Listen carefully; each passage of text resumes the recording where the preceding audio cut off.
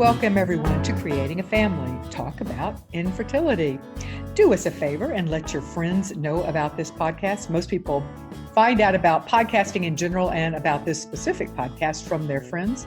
So do us a favor. If you've got somebody in your life who either you want to educate about infertility or they are also in their own infertility struggle or journey, please let them know about this podcast. Today, we're going to be talking about coping with the stress of infertility with Joey Miller. She is a licensed clinical social worker with over 18 years of experience in women's reproductive health. She is in private practice in Chicago at Wellsprings Health Associates, and her first book on the unique challenges of subsequent pregnancy after a loss is targeted for release in spring 2020. We will also be talking with Bette Galen. She is a licensed clinical social worker working in the field of reproductive medicine since 2005. She is licensed in both New Jersey and Florida, having worked for Reproductive Medicine Associates of New Jersey for 11 years before relocating to South Florida, where she continues in her private practice. Welcome, Bette and Joey, to Creating a Family. We are so happy to have you here. Thank you so much. Happy to be here. Thank you. It's wonderful to join. Well, I think that for a lot of our audience, quite frankly, this next question they're going to roll their eyes at. But for those, in case there are some fortunate few who are listening who have never experienced infertility, let's start by saying, why is infertility so stressful? I mean, you're not getting pregnant, but, why is that in particular so stressful? Joey, you want to start with that one? Sure, I would be happy to.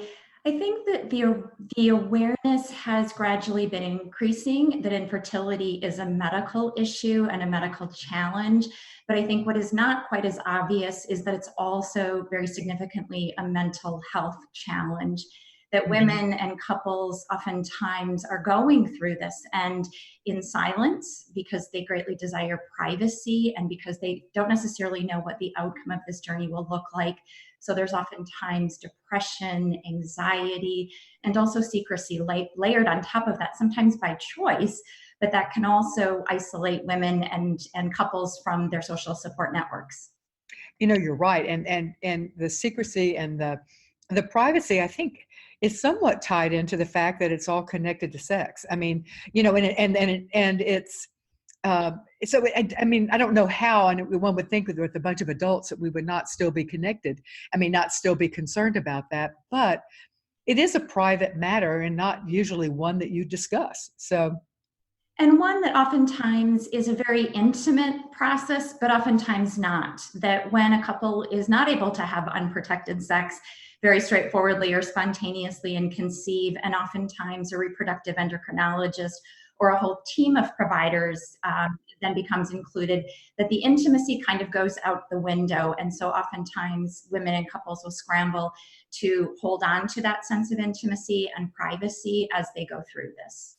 Or give up on intimacy and give up on the fact that sex is supposed to be an enjoyable aspect of life. And then that also adds to the stress, particularly if that has been a way that couples have been able to come together, and literally and figuratively, in the past, that it makes it's a huge loss. I'm glad you actually mentioned that. That's not one that I had thought of. On so many different levels, a loss in terms of identity, in terms of spontaneity, in terms of control, in terms of outcome, on so many different levels, it's a loss. Yeah, it is. And there's so many potential griefs that we are, or losses that we are anticipating or having to process.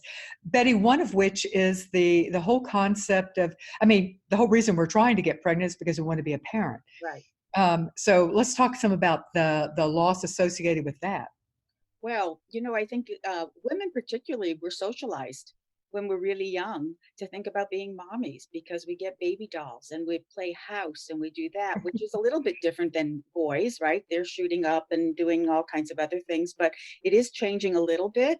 But still, we are, even women who don't want to, think about having children, that happens a lot later. We don't grow up saying, I'm not going to have a baby unless there's a physical something, we're not able-bodied or something like that. But I think that's really difficult, that there's an expectation. It's a transition from a coupling to familying. So I think it's really hard for people to think about not having a child the way everybody else does. Well, and yes, and then the growing fear that either you won't be able to have a child, Right. and or you won't have a genetic connection to your child, uh, and that comes with its own loss. Right. The we always imagine the perfect combination of our partner and ourself, and not the, of course, we never really imagine the imperfect combination where they get, your big feet and his big nose, but we always imagine that it's going to be just the perfect flourishing of who we are as a couple too. And And there's that loss. yeah, and it's the natural way, right? That you get married, you date, you get married, you have a baby, that is changing. Now we date, we have babies, and then we get married. So, but it's really kind of the natural order of things. And when all your friends are in that position and they're succeeding, and you're not, it's Yeah. really hard, many women, have never not succeeded at anything that they've done. I'm so glad you mentioned the sense of failure. Joey, can you talk further about that? Because that's something that's seldom discussed, but there's an underlying current of I am failing, my body is failing, and like Betty said, and I'm used to succeeding, because I'm I usually, if I put my my heart, pull myself up by the bootstraps, work hard, do all the right things, I could succeed, and yet I can't. Yeah. And we're socialized to believe that, and we buy into that, thinking that if we work hard enough, we can have anything that we want. Mm-hmm. The Yeah. classic American dream. And for many women, it's not for a lack of trying, that many women who struggle with infertility are trying for weeks and months and Oh, sometimes years yeah. in pursuit of greatly desired parenthood and or Yeah. pregnancy, whether that includes loss or that doesn't even get to the point of a conception. The loss tally continues to grow. And so, yes, you're correct that women do feel that their bodies have failed, oftentimes that the medical system has failed them. We put a lot of trust in medical providers, thinking if I present to a fertility clinic, if I work with a team of providers, it's not always a guarantee. And so in many different ways, the sense of a woman's identity, and you mentioned before, from a cultural standpoint, in many ways, motherhood defines women, whether or not the individual buys into that or not. And so on so many different levels, feeling I have failed as a woman, I have failed as a partner, I have failed as a daughter to provide my own parents with a greatly desired and anticipated baby. And I think this idea of failure, it ties into even the words that we use when we're expecting, or I'm sorry, when we're pregnant. I'm expecting. Yes, I'm expecting I can have unprotected sex with a partner. I'm expecting that 9 months later, happily ever after. And infertility goes counter to all of that. Yeah, and it challenges your dreams and your life expectations. So let's talk some about. I was glad you mentioned the fact that it challenges your expectations, but it also challenges your identity as a woman or as a man. Betty, I often feel that the men have it harder. That masculinity in some ways is more tied, although I guess femininity is equally tied to motherhood. So maybe I'm wrong there. Do you think it's harder or equally as hard for men and women from their sense of who they are as a man or a woman? I think it's equal. I think women talk about it more than men talk about it. That's fair. And I think the bottom line question that a lot of people say is, why me? And of course, there's no answer to that. Why me? There may be a medical question, but then you go into all the psychological, um, whatever core values they have about themselves. Why me? Can all bring up, it all comes up when we're going through fertility. So we have a lot of critics that come up. And I think that, men don't have as many places to go to talk about it. Mhm. There's, I think, I found one support group online for men, and women have lots of places where they can go. And men are just, and they don't talk to their friends, and they're coping in different ways. Men avoid, women talk. Yeah. And yeah, and yeah, I think you're absolutely right on the lack of talking from men's standpoint. Another loss that for some women is that even when there are other options for becoming a parent through adoption or through surrogacy, there is still the loss of pregnancy and experiencing that. And Joey, I think that that comes as a surprise to a lot of women that that actually is important to them. Um, that I mean, there's not a lot of people who say, "Gosh, I just really can't wait to go through labor," and yet being able to share in the communal sharing of labor stories, when a group of new moms get together, all of that is a loss as well. Maybe the just even the physical aspects. Yes, I think it's a loss, and I think sometimes it comes as a surprise to some women, but also many of the people who surround them. So if someone is able to parent, and become a foster parent or through adoption or through a Yeah. surrogate, many people who surround the woman think, now you really have what you wanted. And in many ways, yes, a woman does have a child to parent, but on so many levels that's not exactly what and who she wanted. And so the process of adjustment and acclimation can take significantly longer sometimes than the process to parenthood. Well, yeah, I mean, what we try to tell people oftentimes is that there are many losses associated with infertility.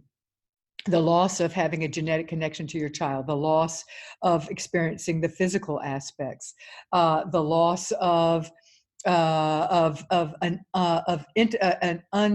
uncomplicated way of being able to reproduce, as well as the loss of the ability to parent. Non-genetic parenting only, well, surrogacy and adoption only take care, well, depending on how you become a parent through surrogacy, let's just say adoption, only takes care of the loss of the inability to parent. It doesn't deal with all the other losses, and if we don't acknowledge that those losses are there, it can they will find a way to raise their head in your parenting journey, and it doesn't reflect the love you feel for your child. Right. And I think that it also the relationship changes if you don't talk about it. There sometimes women are holding lots of emotions that they're not feeling comfortable talking about, whether it's to their friends, family, husband. It can be really difficult. They're I remember going to a twin group and I was saying how difficult it was.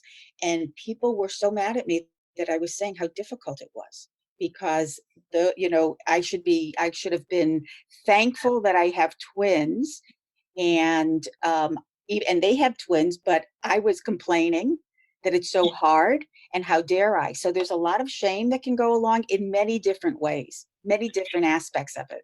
And yeah, and after the fact, after you what you're raising is so true. After you finally get your long-awaited child, heaven forbid that you would complain. Right. um, eh, you know and that's another loss, and the inability to kvetch with your friends about the difficulty. Really, right? Yeah. Yeah, yeah. And the other thing you brought up that I was thankful is the feeling of guilt. That let's talk some about how guilt plays in. Let's see, Betty, go ahead. Well, I think there's guilt in many, many right from the beginning. You're not a you're not a real woman. You're not giving your husband, your partner, a baby. Guilt in parenting, guilt in thinking, oh my God, I waited this long and now it's really hard and now I'm saying something. it's just laden, and motherhood in general, mothering twins. How do you give each kid the attention? So there's, and everybody, and breastfeeding, and it goes on, it goes on, it goes on. The inability to give your partner a child, we hear so often. Yeah, When, of course, it's female, we hear it from women, and if it's male, we hear it from men. right, And the feeling that, you'd be better off. I mean, leave me, go find somebody else. That feeling. right. Younger person, go get Hmm. my husband should go get a younger woman. Yeah, yeah, exactly. That I'm only worth it if I am fertile. Yeah. Yeah, exactly. And the guilt that, especially if you have waited, the guilt that you have brought this on yourself. Joey, is that a common feeling as well? Yes, these are things that I hear with great regularity, and oftentimes I challenge the patients I'm working with in terms of a broader perspective, because oftentimes women will hone in on one factor. So, for example, their reproductive ability, saying, again, I'm a failure to my partner. And I engage very directly with my patients, saying, when you decided to make a commitment to your partner, was it contingent on this one individual factor, saying, we're going to have a contract that we're going to have 2 children by this time frame? That in general, even though couples have, many of them have discussed their desire to focus on family growth at some point, there are many, many, many other qualities and factors that bring two people together. And I encourage people to have, the pursuit of fertility or family growth be a part of their lives instead of becoming their lives. And I focus on that with regard to their relationship as well, saying fertility or family growth can be a part of your relationship. But I have yet to meet one couple who is not, who doesn't have additional reasons why they chose each other to be life partners. Yeah, and I'm glad we were going to circle back to talk about some of the impacts of the stress of infertility on the couple, because it is real.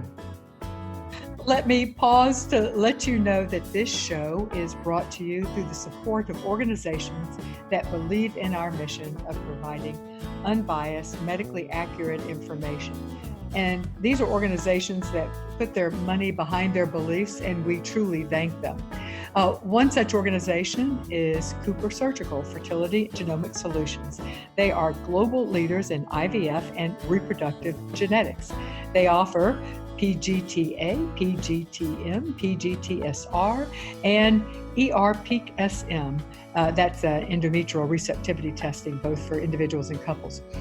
Cooper Genomics and Cooper Surgical is proud to provide comprehensive genetic counseling to their patients.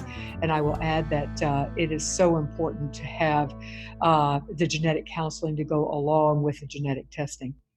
Another such organization is Cryos International, Sperm and Egg Bank. They are dedicated to providing a wide selection of high quality, extensively screened, frozen donor sperm and egg, and they cover all races, ethnicities, and phenotypes, and they also can provide for both home insemination as well as fertility treatment. Cryos International is the world's largest sperm bank and the first freestanding independent egg bank in the United States.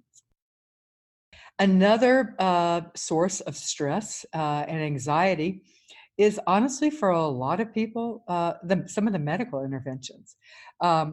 It's easy to kind of snicker a little at people who really dislike shots, but if you really dislike shots, it's a very real feeling, and you're screwed because there's a lot of shots as you progress through infertility treatment. So, medical anxiety, how does that play out, Betty, in your experience? Well, there's for men, giving a sample in a clinic can be very traumatic, and or having sex on demand. We have to do that. That's a difficulty between the husband and the partners. I find a lot of anxiety. If I'm 34, and when I turn 35, that's it. There's that kind of It's a cliff. it's like at that you're going to hit 35, and then it's going to be all over. And so people are really high anxiety through this whole um, process. And it's really hard to maintain a life, the anxiety about giving yourself shots, about how many doctor's appointments am I going to go to? How do I get out of work? I'm a teacher, I can't get out of work. And somebody's going to find out. It's laden with anxiety. Yes, such a good point about the just the sheer number of how do you fit these appointments into your work life. Yeah, that's a real issue. That's another.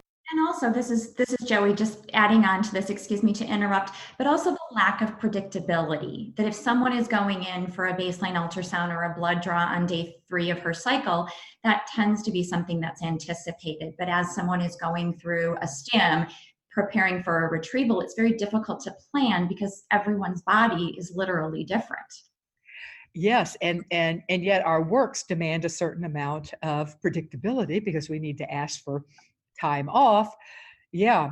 And So that, coverage. yeah, exactly. And who's going to cover for me during this time? Yeah. And like it or not, I always say this, that in most discussions about infertility, we have to bring up money.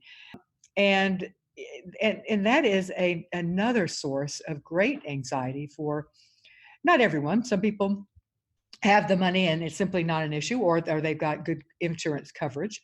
And that's certainly our goal to get all couples there. But until then, how the heck do you pay for it, Betty? What? Let's talk about the numbers aspect, the money aspect.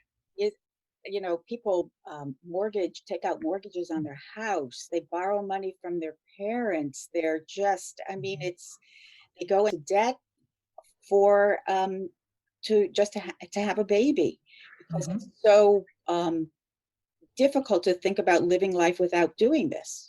How could they not try? And big anxiety. And hopefully we'll have more states that are mandated fertility coverage on insurance. I mean, that would be really wonderful. Yes, yes, yeah. We are working to help promote that. Resolve is certainly doing a lot along those lines as well.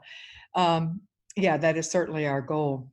So there's so many different aspects of stress and grief and loss in the whole infertility journey in general. And in many ways, I think that the stress of infertility is unique. I'm sure there are other that, all pain is, all unhappy families are unique, or and all, so I'm sure that it could be said that there are definitely other forms of stressing that people go through that has its own unique characteristics. But let's just talk about some of the ways that the infertility stress and losses are unique to other stresses. Joey? I think that, again, as women go through this, it quickly becomes apparent that that infertility is more than a full-time job, that it is every single second of every single hour of every single day, including evenings, weekends, and holidays, that many of these women have decided that they wanted a baby a long time ago and may have changed things like their diet, thinking, I'm not going to have that glass of wine or those few glasses of wine, or I'm not going to have soft cheese, or I'm not, in anticipation of having a child. And so in terms of how they're living, sleeping, eating, breathing, their focus is on conception and pregnancy and having a baby. And so monitoring their cycles, if they use the washroom, is there any discharge? Am I looking for, mucus today? Have I started bleeding? And so again, there's no off button. And so going back in the podcast just a moment, when you had talked before about some of the differences between men and women, or potentially making the suggestion that men have it harder, I would argue that the challenges are simply very different, that men do get to go to work, or get to have other distractions where they're not having to think on every single level 24/7, but in some ways that makes them more in the dark, and they're not only concerned about their desire for pregnancy, parenthood, but also likely being very concerned about their partners, and not necessarily being able to do anything to necessarily help make this easier or better sometimes. So oftentimes partners feel an incredible sense of helplessness.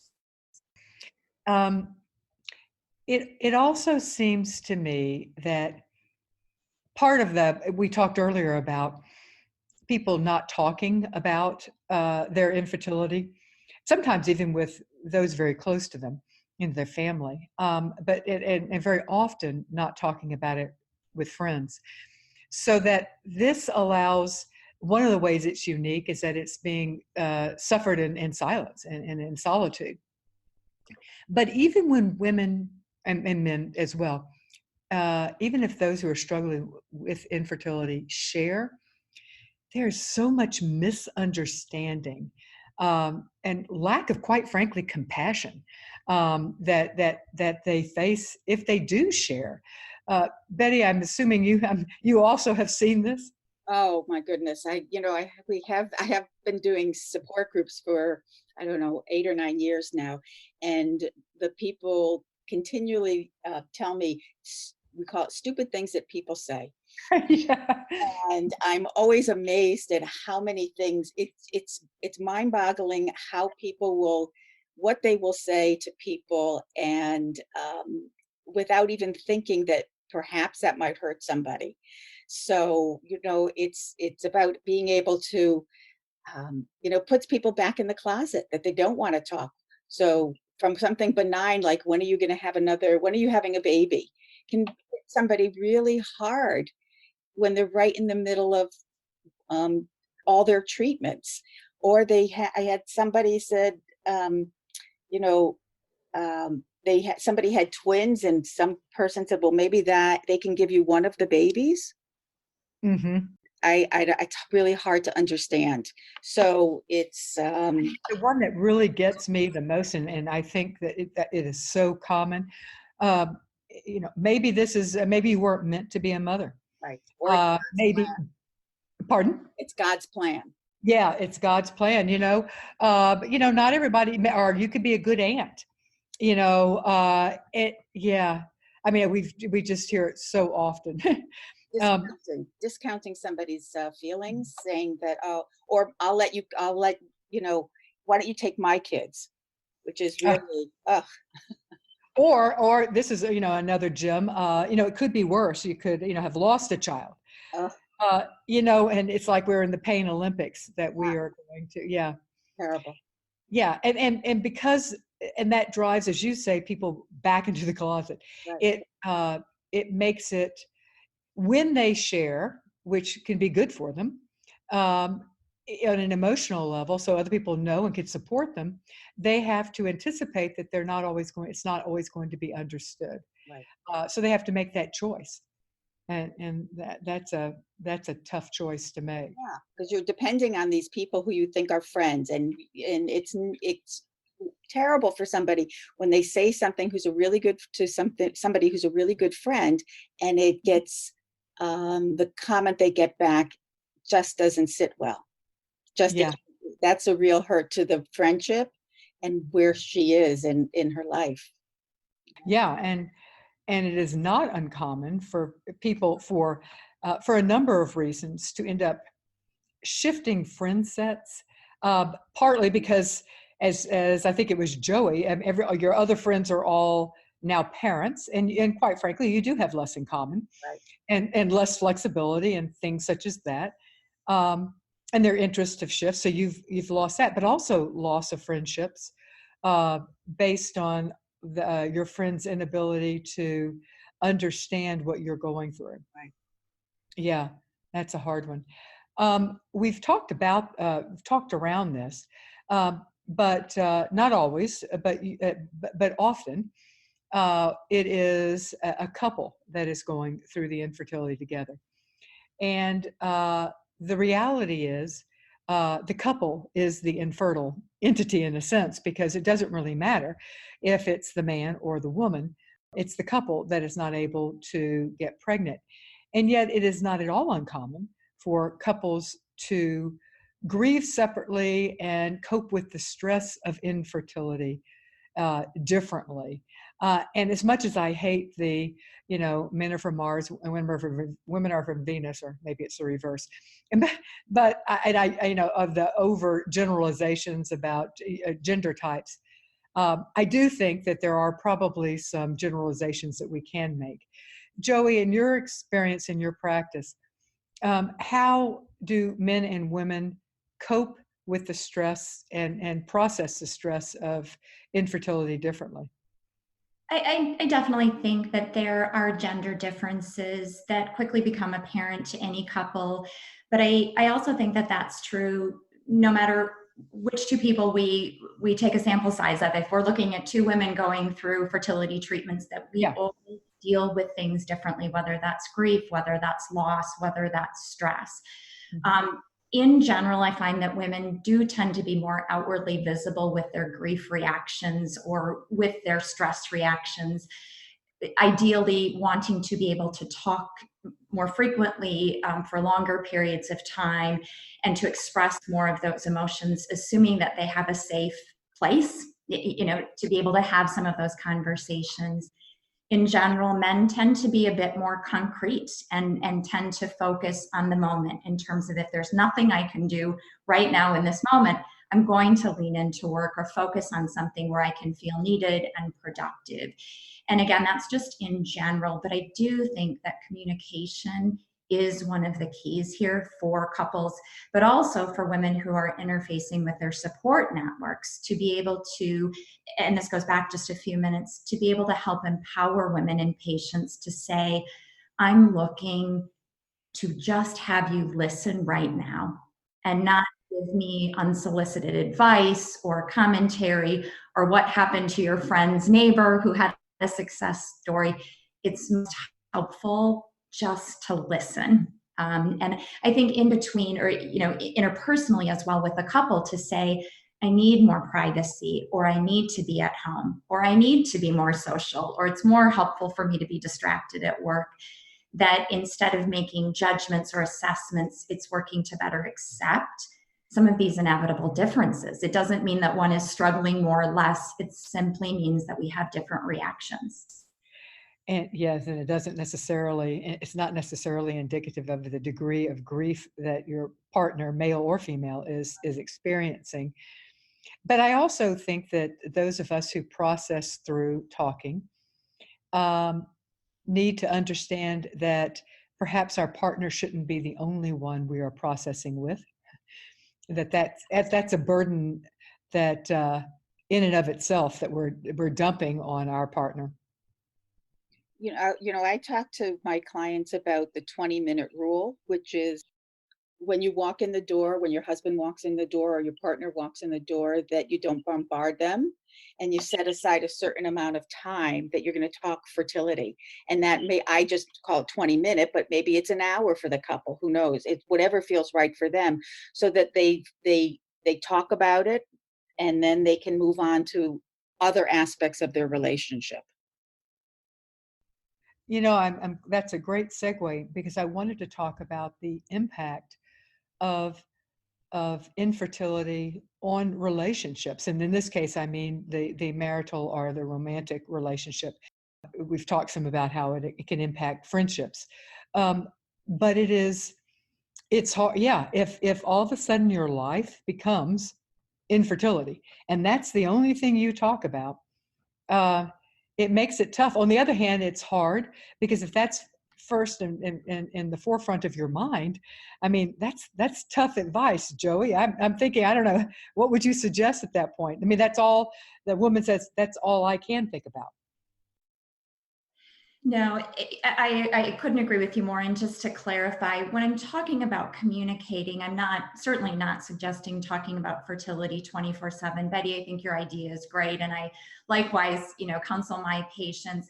I'm simply suggesting when we do talk about fertility that we talk about it and mean what we say and say what we mean. So instead of holding grudges because someone needs or wants to be more social, it's working to better accept my partner might need to go out with friends if it's more helpful for me to stay back behind. But I think the reminder here is that we are all multidimensional women and human beings. And so it's being able to access other parts of ourselves, even if they don't feel as important or as pressing as the fertility piece.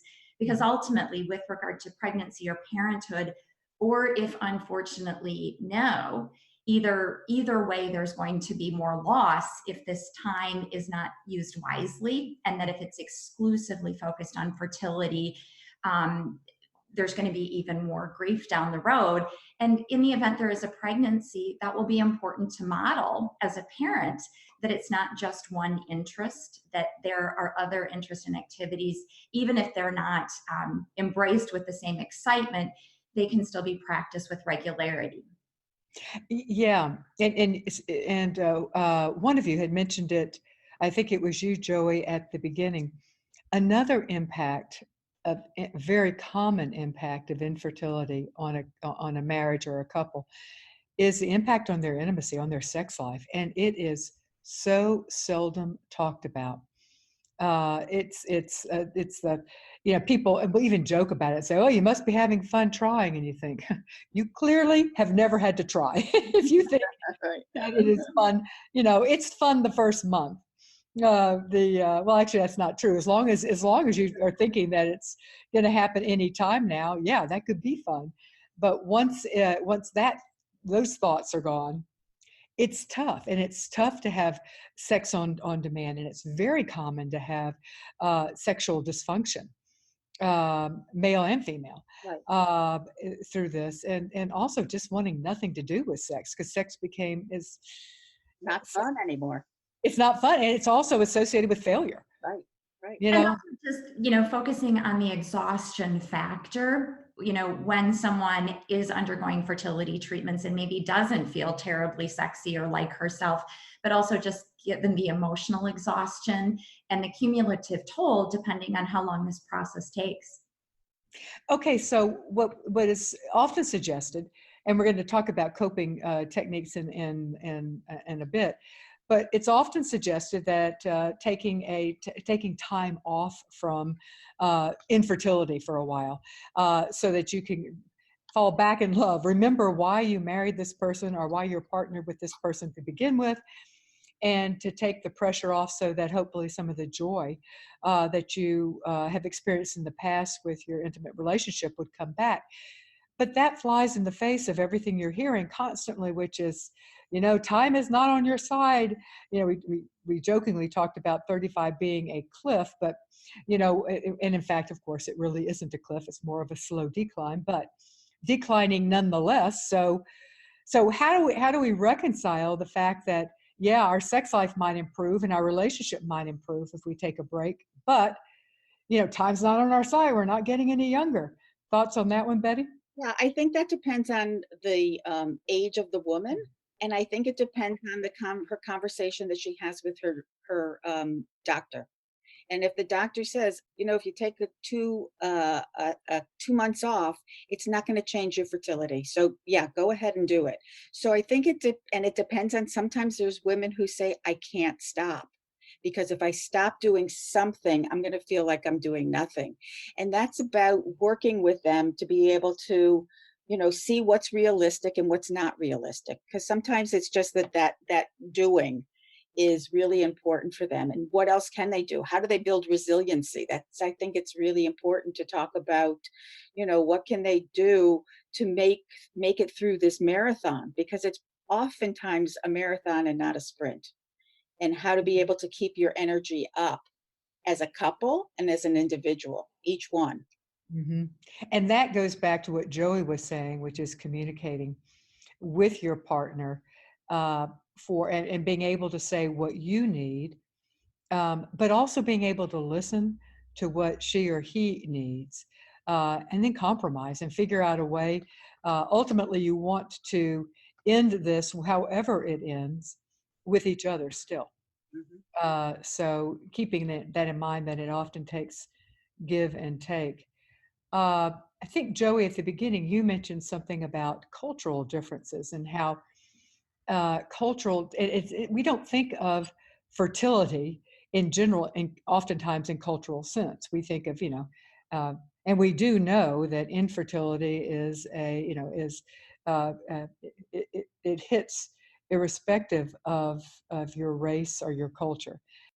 Although I do think there are differences. I think there are cultures who do perhaps make it either easier or harder to be infertile. Some thoughts on that one, Joey? Yes, I do think that infertility can cross all cultural lines and also all socioeconomic lines. You know, there is not a face to infertility. There are many, many, many faces and situations, and I think independent of a woman's unique situation, she is a part of a community at large and a part of a family, a community, a society, and the world. And many women do define themselves by motherhood, and something so basic as procreating, right, is something that we see all the time. And so for women to constantly not be flooded with visuals of pregnant women, pregnant animals. I had a conversation with a patient who was going through years and years of infertility and decided to take a break and go whitewater rafting with her husband. And she was so distracted because she kept seeing these dragonflies mate above her raft and was disgusted by it, thinking, I just can't get away from this. Yeah. On so many different levels, this is something that surrounds women, and they're not able to always block that visual. Yeah, go ahead, Betty. And I think there are a couple of cultures that come to mind. One is the Orthodox Jewish community, where family is having children is so central. I've worked with a lot of Orthodox women who are bereft, that they're going through this, and there's a lot of proscription about what they can do and they can't do. I think that community has a lot of difficulty with infertility, based on what the rabbis say they can do or they can't do. And I'm new to Florida, and I find that the Latin cultures, which I had not had a lot of experience with in New Jersey, but I find that the Latin cultures are also very quiet about what's happening for them. It's hard, men particularly. There's they don't want to talk about it, and the women too have a really hard time coming out and actually admitting that they're going through something with girlfriends. Excuse me, just to add on to that, I also want to add the element of religion. That there are some cultures and some religions where fertility treatments are more supported, understood, and permissible than others. And so for many people, there are cultural limitations and additional stress layers and levels on top of this, but also potentially from a religious standpoint, where if a woman or a couple decides to proceed and may have a very strong faith base, may feel an additional layer of guilt and or grief. Or may not go forward. Yeah, and secrecy. Right. That they do decide to go forward. And I would throw out also certain cultures and religions where really large families are the norm, that the inability to conceive makes you feel like you are standing out even all the more. Or less than. And are less than, exactly. Yeah. And I will. We did a show a couple of years ago on infertility in the African American community, and one of the comments I think we received from one of our audience members was that, as a Black woman, she said, that the joke is in the societal joke is that Black men are hyper sterile and Black women are hyper fertile. Not sterile, hyper. Both Black men and women are hyper fertile, and so to be suffering with infertility is flying in the face of what is a stereotype, and actually a very negative stereotype to begin with. But it's still one that they're flying in the face of, and it's almost as if people were saying, if you're Black, you can't be infertile, when in fact that is absolutely not the case. Yeah, and it makes it harder for Black women and Black men to be facing infertility, I think. Yeah. Yes, and before we leave religion, there are certainly some religions that have a more dogmatic approach to that you are being punished by your infertility is deserved Right. because that's how God works in that religion. And I think those people really struggle as well. Yeah, totally. Totally. That's, Erosion of self-esteem and self-confidence and identity, just continues in many ways. Yeah, absolutely. All right. So now we've talked a lot about all the ways that infertility is hard. Let's talk about ways, techniques that people can use for coping.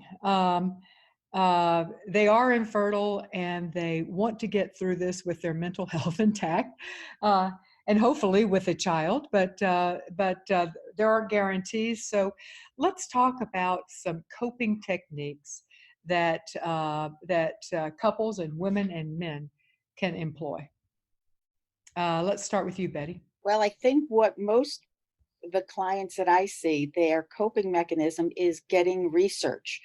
And unfortunately, I find that a lot of times they're not going to places, reputable places to get research. Yeah. And they're, going to start a pineapple core diet soon because they read that pineapple cores help their fertility. Um, Good research is great if you're going to the places that we know that there's good information. Yeah. Um, And let me just add that creating a family exists. That's really was why we founded way back in 2007. That was the core of why we began, right. was as a place for medically accurate information. Because I couldn't agree with you more that a wonderful coping technique is getting information. Information is power.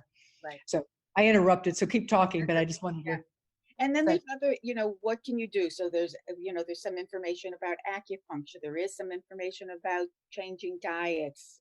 There is information about, one of the things that I think helps people is getting out of themselves, meaning is there something you can do to volunteer?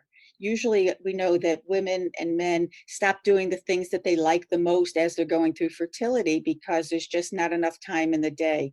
And I always recommend if they can bring some joy back into their life, something that they've dropped. They're no longer scrapbooking, they're no longer going to the movies, whatever it is. Distraction is a wonderful coping strategy.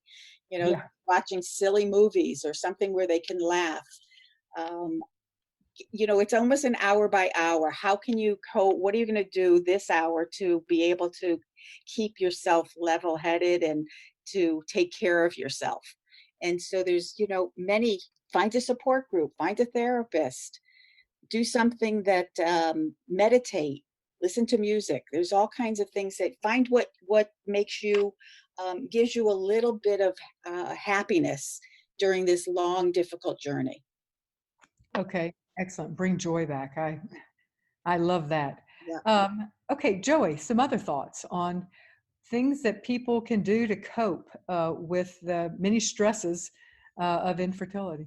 I think it can be helpful to identify and or confirm your support group.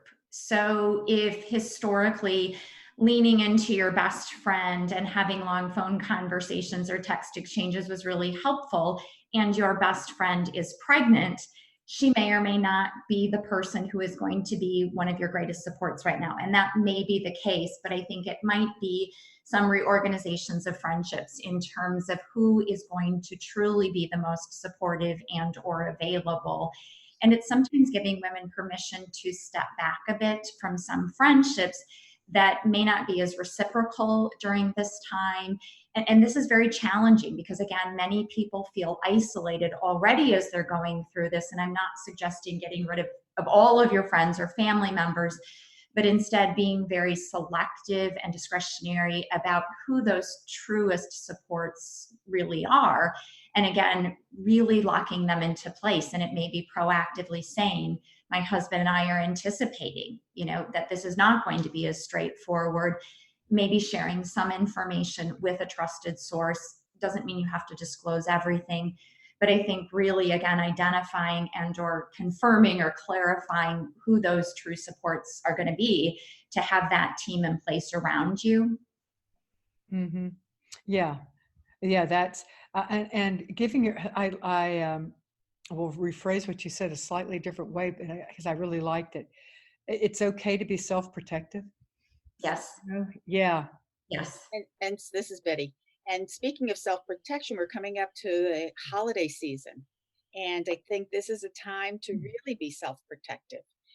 There's, during the year we have lots of baby showers, which I always tell people, if you don't want to go, don't go. Take care of yourself. But in the holidays, which is always about kids, right? Christmas and Hanukkah and all that. So work with your partner and decide what can you attend, what can you not attend? Should you take a trip this time? Not be there for Christmas? What is it that you can do that you can take care of yourself as we get to the holiday season? How to sneak out politely, show up late and leave early. This is Joey again. I think also gently challenging some historic traditions and expectation that if every single year it's been 30 or 40 family members, a woman's social anxiety might be too high to comfortably be able to attend or participate. And so it may be deciding we will see family for Thanksgiving, but we won't for other celebrations. That again, it's being very selective, discretionary, assertive, but also really self-focused on what's going to be most helpful for the woman when she's got depleted reserves and limited reserves that she's going to need for the rest of this journey. One of the very creative solutions, a couple in our support group, both were in the medical profession, and they decided that over the holidays, and let me just throw out that Thanksgiving is also stressful because the talk tends to be very focused on children and grandchildren at the table, and then other holidays such as Halloween. Oh my gosh, your Facebook feed is going to be full of princesses and superheroes, and even Easter we hear about, and then of course Mother's Day and Father's Day and things like that.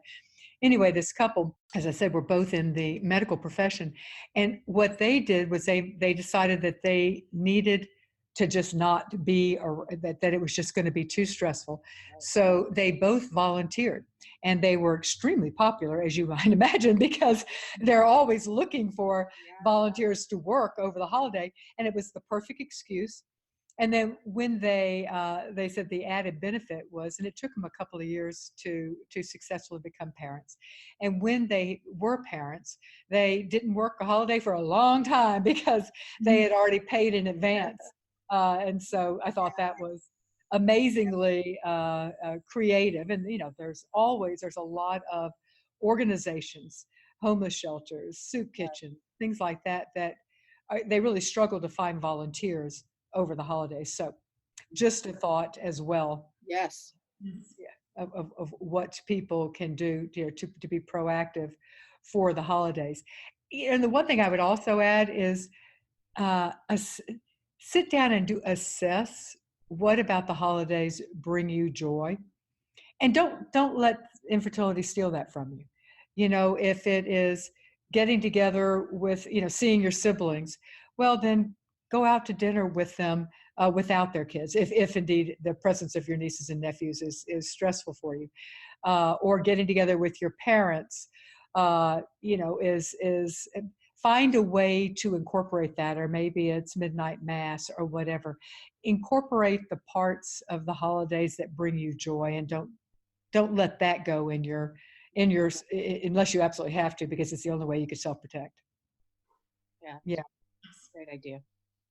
All right, so we've talked about some of the coping techniques, but we should certainly mention that therapy is a very effective coping technique.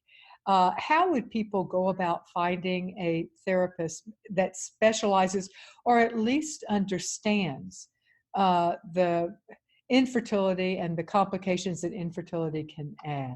Betty? I think that going to ASRM, the American Society of Reproductive Medicine, and looking up a professional is a great way to find somebody who is steeped in the knowledge of infertility. Mhm. There's also other registries where you can go online and you look up by category. You could say somebody who's well versed in infertility. And I do think that that's often one of those frustrations for women going through for infertility is when they have a therapist who doesn't understand all the terms. There's so much medical jargon. And if she's sitting across from somebody that says, "Tell me what an IUI is," tell me what does that mean? It takes the air out of being able to just talk and have somebody really understand. So I think it's really important to find somebody who gets what you're talking about. And I'll say that one way, there is a list of mental health professionals. There's a mental health professional committee. I think it's called a committee at ASRM, and so those members is a great source. But honestly, even if you aren't at a clinic, calling your clinic and asking who they may have a counselor, and if they don't, chances are good they can recommend one. Yeah. Um, Joey, what questions, if you're looking for a therapist, what questions should you ask to help you winnow out those that have more or versus less experience in? I guess you're winnowing out, so it'd be less experience in infertility.